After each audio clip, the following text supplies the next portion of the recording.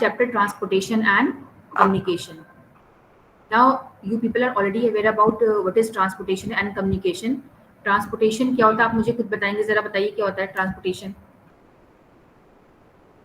and why it is important. कौन बताएगा?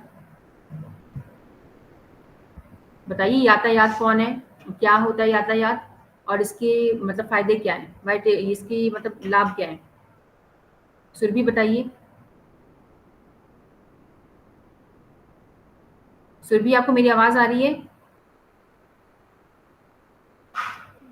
I think Surabhi class में है नहीं। मानसी राणा बताइए।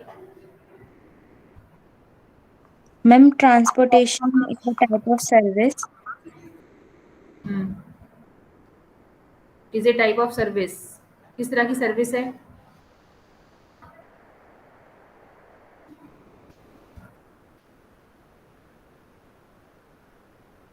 बताइए। आंचल आप बताइए, what is transportation?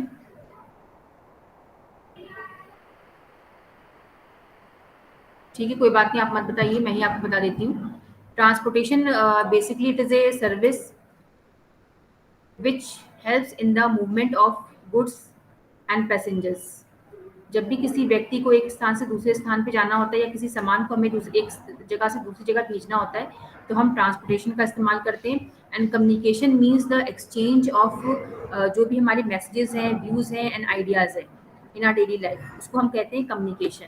So communication takes place with different mediums, लेकिन हम ट्रांसपोर्टेशन को देखते हैं और ट्रांसपोर्टेशन के बेनिफिट्स क्या होते हैं ये भी आपको पता ही है कि ट्रांसपोर्टेशन जो है व्यापार के लिए या फिर पॉपुलेशन की मोबिलिटी के लिए काफ़ी इंपॉर्टेंट होता है। इनफैक्ट हम ट्रांसपोर्टेशन के बिना जो है कुछ नहीं कर सकते।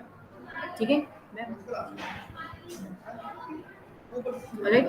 Now in the diagram you can see that means of transport are of different types. One is land, other is water and the third is air. So there are three means of transportation: land, water and air. या तो हम land पे चलते हैं या तो हम water को यूज करते हैं ट्रांसपोर्टेशन के पर्पज से, या फिर हम एयर को यूज करते हैं। नाउ लैंड जो होता है आपका दो तरह का होता है, एक है आपका road transportation, sorry three types का होता है: land transport, road, railway and pipeline. Water कितनी तरह का होता है: inland and seaways and oceanic route, and air, national and international. So this is the basic flow chart of the means of transportation. Now first of all we will take into account the land transport, कि जो आपका भूमि यातायात होता है इसका क्या मतलब होता है। ये आप सब जानते हो क्या होता है कि लैंड जो होता है, जो सड़कें बनी होती हैं, जो रेलवेज होते हैं या जो पाइपलाइंस होती हैं, वो उसको हम लैंड ट्रांसपोर्ट कहते हैं। The pathways and the unmetalled roads have been used for transportation in India since ancient times. With the economic and technological development, metal roads and railways were developed to move large volume of goods and passengers, people from one place to another. अब जैसे से development हुआ है तो हमने कच्ची सड़कों की जगह पक्की सड़कें बनाई है और उस पर हम ज़्यादा अमाउंट में पैसेंजर्स को और ज़्यादा अमाउंट में जो चीज़ें होती हैं उनको एक जगह से दूसरी जगह ट्रांसपोर्ट कर सकते हैं।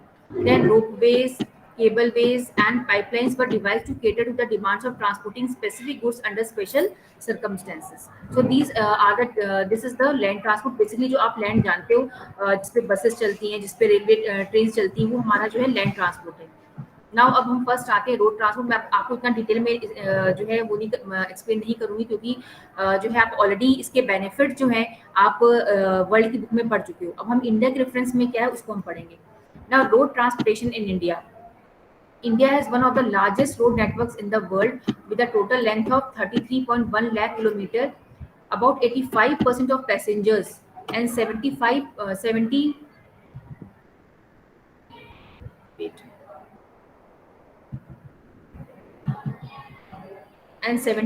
of freight traffics are carried by roads every year.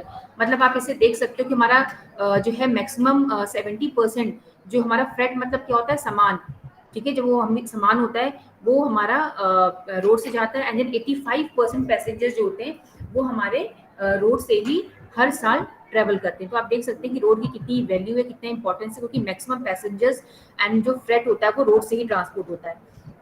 Road is relatively suitable for short distance. तो ये इसका सबसे बड़ा एडवांटेज है कि जो शॉर्टर डिस्टेंस है, जो छोटी दूरी पर अगर हमें जाना है, तो उसके लिए रोड ट्रांसपोर्टेशन सबसे कन्वीनियंस है और कब सबसे बेहतर होता है। ना डू यू नो में देखते हैं क्या दिया हुआ है। Sher Shah Suri built the Shahi road to strengthen and consolidate his empire from the Indus Valley to सुनार वैली इन बेंगलोर। तो जब शेर शाह सूरी थे, आप उन लोगों ने हिस्ट्री में पढ़ा होगा, तो उन्होंने एक सड़क बनवाई थी जो कि बंगाल से स्टार्ट होती थी और कहाँ जाती थी, जम्मू कश्मीर तक। ठीक है। अब जब हमारे रूलर्स नहीं रहे, तो उसके बाद जब अंग्रेज आए यहाँ पर, तो उन्होंने इस रोड का नाम बदल के रख दिया grand trunk road, GT road, grand trunk road. ठीक है, during the British period connecting Calcutta and Peshawar. मतलब ये जो रोड है वो कलकत्ता से स्टार्ट होती है और पेशावर पाकिस्तान में जाके खत्म होती थी। सोचो शेर शाह सूरी ने कि सबसे लंबी रोड बनवाई थी उस समय की, from Calcutta to Peshawar in Pakistan. At present it extend from Amritsar. आज के टाइम में ये रोड सड़क कहाँ से कहाँ तक एक्सटेंड करती है, फ्रॉम अमृतसर टू कोलकाता। ठीक है। It is bifurcated into two segments, national highway number 1 from Delhi to Amritsar and national highway number 2 from Delhi to Kolkata. तो ये जो शेर शाह सूरी ने ये सड़क बनवाई थी, इसको रॉयल रोड कहा जाता था, शाही सड़क कहा जाता था, और वो उसने बनाई थी from West Bengal to Peshawar in, जब उस समय पेशावर इंडिया में ही था, तो पेशावर तक बनवाई थी। लेकिन आज के टाइम में इसको दो नेशनल हाईवेज में डिवाइड कर दिया गया है। ये पहला जो है, मतलब बहुत लंबी सड़क है ना, तो इसका पहला जो रूट है वो दिल्ली से माना जाता है अमृतसर तक। दिल्ली आप अपने दिमाग में उठा लीजिए, दिल्ली से अमृतसर जो पंजाब में, इसको नेशनल हाईवे नंबर 1 कहा जाता है, और national highway number 2 from Delhi to Kolkata. तो इस शेर शाह सूरी मार्ग को दो पार्ट्स में डिवाइड कर दिया गया, national highway number 1 and national highway number 2 में। ये आ सकता है एग्जाम में कि नेशनल हाईवे नंबर 2 कहाँ से कहाँ तक है, तो कहाँ से है, दिल्ली से कोलकाता तक। Road transportation in modern sense was very limited in India before World War II. The first serious attempt was made in 1943 when Nagpur plan was drawn. अब देखो, ऑब्वियस सी बात है कि because Britishers were ruling India, so they did not put much emphasis on the construction of infrastructure. उन्होंने ना कोई proper सड़क बनवाई, अपने जहाँ जहाँ उनको फायदा था, बेनिफिट था, वहाँ पर उन्होंने सड़क बनवाई, बाकी पूरे इंडिया में उन्होंने कोई ध्यान नहीं दिया। सो 1943 में पहली बार वो जो है नागपुर प्लान लेकर आए। This plan could not be implemented due to lack of coordination among the princely states and British India. But उस समय के जो राजा महाराजा थे और जो ब्रिटिशर्स थे, उनके बीच में ठीक से कोऑर्डिनेशन नहीं हो पाया, और नागपुर जो प्लान था वो सक्सेसफुल नहीं हो पाया। After independence 20-year road plan was introduced to improve the condition of roads in India. However, roads continue to concentrate in and around urban centers. Rural and remote areas had the least connectivity by road. So, because we are living in India, so we can very much understand the problem which we are facing regarding roadways. India में जो है maximum आपकी जो है आपकी कच्ची सड़कें हैं, रूरल एंड जो रिमोट एरियाज है, अभी भी वहाँ पे बहुत बेहतर सड़कें आपको नहीं मिलेंगी। अगर हम मेट्रोपॉलिटन सिटीज़ की बात कर लें, या जो हमारे नेशनल हाईवेज़ हैं या स्टेट हाईवेज़ हैं, उनको छोड़कर अगर हम, क्योंकि हमारे देश में रूरल एरियाज़ बहुत ज़्यादा हैं, रिमोट एरियाज़ भी हैं, अगर हम वहाँ जाते हैं तो अभी भी आप देखेंगे कि हमारे गाँव तक में पक्की सड़कें नहीं बनी हैं। आज तक के टाइम में, आज़ादी के 75 साल बाद भी पक्की सड़कें आपको मैक्सिमम गाँव में नहीं मिलेंगी। स्पेशली अगर आप यूपी, बिहार, इन सब एरियाज़ में चले जाइए, तो सड़कों की हालत बहुत अच्छी नहीं है, अभी भी पक्की सड़कें, कच्ची सड़कें बनी हुई हैं। For the purpose of construction and maintenance, roads are classified as national highways, state highways and major district road and rural road. तो भारत में 4 तरह की रोड्स पाई जाती हैं। एक हमारी नेशनल हाईवे है, जो आप सब जानते हो।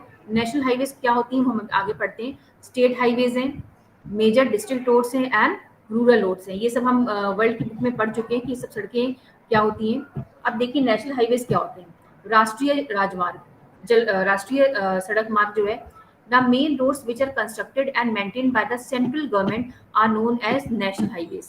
अब इसके फीचर्स क्या क्या है कि जो नेशनल हाईवेज हैं भारत में, उसे बनाता, कंस्ट्रक्ट करने का काम और सेंट्रल और मेंटेन करने का काम, देखो construction and maintenance both are under central government and they are main roads, मतलब ये नेशनल इंपॉर्टेंस की सड़कें हैं। These roads are meant for interstate transport, movement of defense men and material in strategic areas. इन सड़कों का main M क्या होता है, क्या किस लिए ये लाभदायक होती हैं? एक तो ये एक राज्य से दूसरे राज्य में मूव करती हैं, दूसरा एक राज्य को दूसरे राज्य से कनेक्ट करती हैं, दूसरा अगर जब लड़ाई होती है या फिर नॉर्मल कंडीशंस में भी जो हमारे डिफेंस के लोग होते हैं, जो हमारी आर्मी होती है और जो उनका सामान होता है, वो इन्हीं सड़कों से मूव करता है। तो जो नेशनल हाईवेज होते हैं दे आर वेरी इंपॉर्टेंट.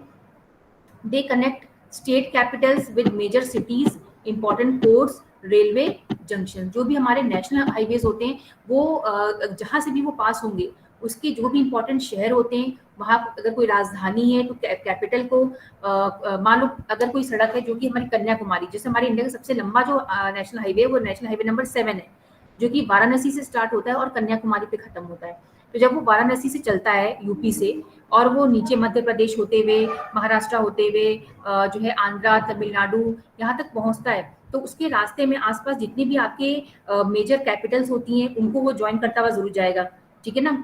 वो मतलब बना दिया जाता है कि आपको ये कैपिटल जितनी भी स्टेट्स को क्रॉस करेगा उसकी राजधानी तक तो जरूर जाएगी वो जो आपका सड़क है. देन अगर उन स्टेट्स में जो भी मेजर सिटीज हैं, ठीक है, मान लो अगर फॉर एग्जांपल अगर वो जो है महाराष्ट्र से क्रॉस कर रही है तो उसमें मुंबई है या और मुंबई तो है ही वहाँ की राजधानी, लेकिन मान लो कोई और इम्पोर्टेंट सिटी है जैसे कि नासिक हो गया या फिर पुणे हो गया तो उसको जोड़ते हुए भी चलेगी साथ में. देन इंपॉर्टेंट पोर्ट्स, अगर वहाँ पे जिस राज्य से वो क्रॉस कर रही है वहाँ पे कोई इंपॉर्टेंट सी पोर्ट है तो उससे भी वो क्रॉस करेगी, उसको भी कनेक्ट करते हुए चलेगी. एंड अगर वहाँ कोई इंपॉर्टेंट रेलवे जंक्शन है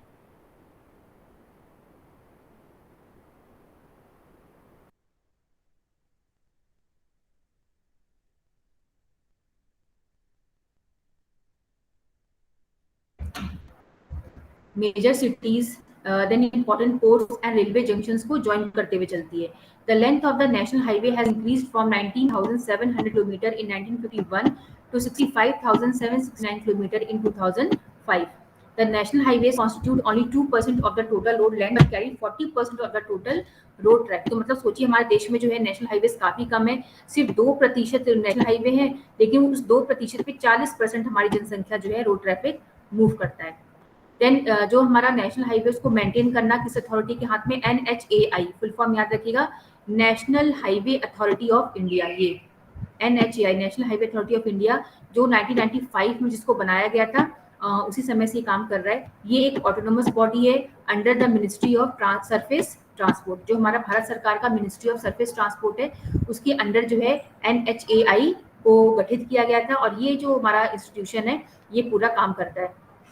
It is entrusted with the responsibility of development, maintenance and operation of national highways. अब जो आपके ऋषिकेश और को कनेक्ट करते हुए दिल्ली कनेक्ट करते हुए ये सब जो आपके हाईवेज बने वो नेशनल हाईवेज NHAI का ही बनाया हुआ है, national highway authority of India का ही बनाया हुआ है, क्योंकि ये बिल्कुल नेशनल हाईवे की सड़कें जो आपको फ्लाईओवर्स देख रहे हो जो बहुत बेहतर सड़कें हो गई हैं आपके ऋषिकेश हरिद्वार को कनेक्ट करते हुए या फिर देहरादून को, तो ये NHAI का ही बनाया हुआ है. ठीक है. सो NHAI का काम क्या होता है कि कहाँ कहाँ सड़कें नहीं है, किन एरियाज को हम सड़कों से जोड़ सकते हैं, या फिर जो सड़कें जहाँ पे नहीं है उनको नया नेशनल हाईवेज बनाना, जो हाईवेज खराब हो चुके हैं उनको दोबारा से ठीक करना. तो ये मेंटेनेंस का काम, कंस्ट्रक्शन का काम, ऑपरेशन का काम, मतलब नेशनल हाईवे से रिलेटेड जो भी काम होते हैं वो NHAI के अंतर्गत होते हैं.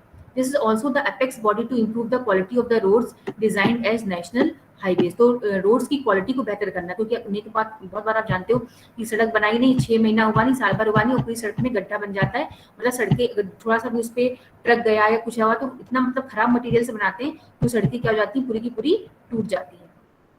तो ऐसा नहीं होना चाहिए, क्वालिटी वाइज देखना ये सब NHAI का काम होता है. National highway project development projects, अब हम देखते हैं कि कुछ हमारे देश में नेशनल हाईवे से रिलेटेड कौन कौन से प्रोजेक्ट हैं. पहला है उसमें गोल्डन क्वाड्रिलेटरल, बहुत इंपॉर्टेंट है, कई बार एग्जाम में आता है. गोल्डन क्वाड्रिलेटरल मतलब स्वर्णिम चतुर्भुज परियोजना. अभी चतुर्भुज है, क्वाड्रिलेटरल इसका मतलब इसके 4 कोने हैं. इसमें 4 भारत के इंपॉर्टेंट शहरों को आपस में रोड सड़कों से जोड़ा गया है, नेशनल हाईवे से जोड़ा गया है, जिसमें आपकी 4 मेट्रोपॉलिटन सिटीज कौन कौन सी हैं, कोलकाता, दिल्ली, मुंबई एंड चेन्नई. तो इन 4 सिटीज को, दिल्ली, मुंबई, चेन्नई एंड कोलकाता को, ये सारे हमारे मेट्रो सिटीज को आपस में जोड़ा गया है 4/6 लेन हाईवे से. ठीक है, 4/6 लेन हाईवे है, 1 वे ट्रैफिक होता है और इसका जो है लंबाई कितनी है 5,846 किलोमीटर्स. ठीक है. ये सड़क बनवाने का जो है गोल्डन क्वाड्रिलेटरल सरकार का मेन ऑब्जेक्टिव क्या है, सो दैट इन चारों महानगरों के बीच में जो टाइम डिस्टेंस है वो कम किया जा सके, क्योंकि जब नेशनल हाईवे इन सड़कों के बीच में बन जाएगा तो उस पर ट्रैफिक बहुत तेजी से चलता है, तो टाइम भी कम होगा, डिस्टेंस भी कम लगेगा और इससे क्या होगा, पैसा भी कम खर्च होगा और इन चारों शहरों के बीच की जो दूरी है उसे हम मिनिमाइज कर सकते हैं. तो पहला गोल्डन क्वाड्रिलेटरल हो गया. देन नेक्स्ट है हमारा north south and east west corridor. North south कौन सा है? नॉर्थ साउथ मतलब जो कनेक्ट करता है श्रीनगर को कन्याकुमारी से, ठीक है। नॉर्थ नॉर्थ मतलब ऊपर, साउथ मतलब नीचे। तो नॉर्थ में क्या है हमारा श्रीनगर, और साउथ में क्या है कन्याकुमारी। तो ये सड़क जो है एम सेट मतलब एम है, ये अभी पता नहीं बना है कि नहीं बना है, इसे भी देखना पड़ेगा। तो ये नॉर्थ साउथ कॉरिडोर, इसका मेन लक्ष्य है कि इंडिया भारत के नॉर्दर्न और सदर्न जो एरियाज इनको आपस में कनेक्ट किया जा सके, ठीक है। तो नॉर्थ में श्रीनगर और साउथ में कन्याकुमारी, और इसकी जो है लेंथ कितनी है 4076 किलोमीटर। ईस्ट वेस्ट कॉरिडोर जो है ये कहाँ से आता है? ईस्ट में है आपका ये सिलचर असम में, और वेस्ट में क्या है आपका पोरबंदर गुजरात में। इसको हम कहते हैं ईस्ट वेस्ट कॉरिडोर, मतलब जो भारत के पूर्वी और पश्चिमी किनारों को आपस में जोड़ती हुई सड़क होती है उसको हम कहते हैं ईस्ट वेस्ट कॉरिडोर। और इसमें किस किस शहरों को जोड़ा जाना है?